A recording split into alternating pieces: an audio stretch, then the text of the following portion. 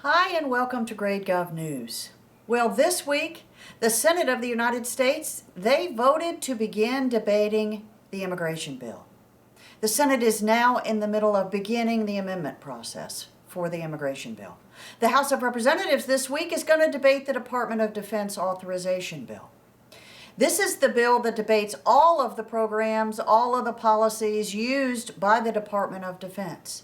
It authorizes those programs. Your members of the House, your congressmen, they are now permitted and will be allowed to debate and listen to all of the aspects of what goes on with the Department of Defense.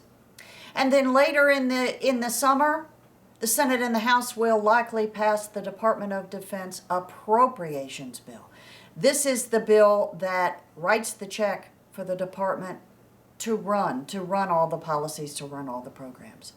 So the House of Representatives is doing the big authorization bill, and as I said, the Senate is doing the immigration bill, and they're beginning the amendment process.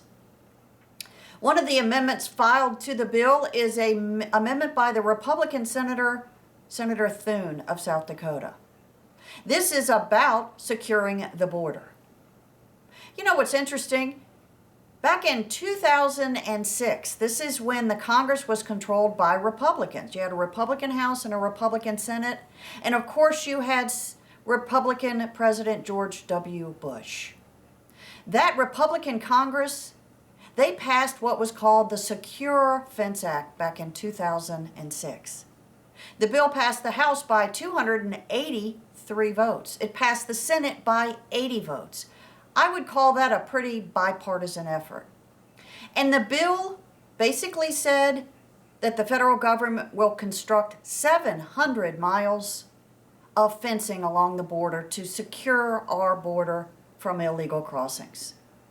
Well, 40 miles of that 700-mile fence has been constructed. So Senator Thune, the Republican from South Dakota, has an amendment he wants to offer to the immigration bill. And the amendment basically says before the provisions of the immigration bill are allowed to go into effect, especially before the registered provincial immigrant status, that's the new status that the bill creates, before any alien can receive the PRI, at least 350 miles of that fence have to be constructed. And then the amendment goes on to say the other step for the illegal immigrants, which is getting a green card, that won't take place until the final 350 miles of the fence is constructed. Let's see if that amendment gets adopted. It will likely take 60 votes. Many of these big amendments will likely require a 60-vote threshold, a supermajority. This is the same policy that was used, and it was granted by unanimous consent when the Senate debated the gun control bill. I think that those procedures will likely occur when the Senate is debating the immigration bill. We'll watch closely all the amendments that will be coming up on the immigration bill. But remember this, if the Senate were to actually pass the immigration bill, it will likely have a blue slip problem in the House.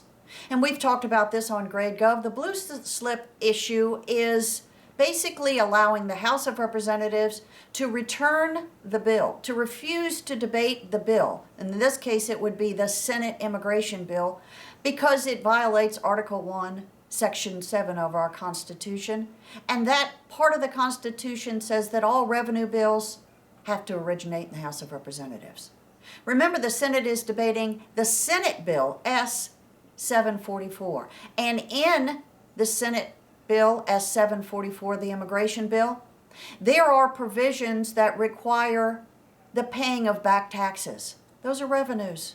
Those are fees. So it is likely if the Senate were to actually pass the immigration bill, it would have a blue slip problem and it would be refused in the House of Representatives. We'll watch this and other things on GradeGov. In the meantime, enjoy GradeGov Radio. You can hear it Monday and Friday, 6:30 p.m. Eastern Standard Time on Blog Talk Radio, or just go over to the homepage of GradeGov.com and click the radio tab. You'll see them all there. In the meantime, have a blessed week. Enjoy Flag Day on Friday, and stay tuned.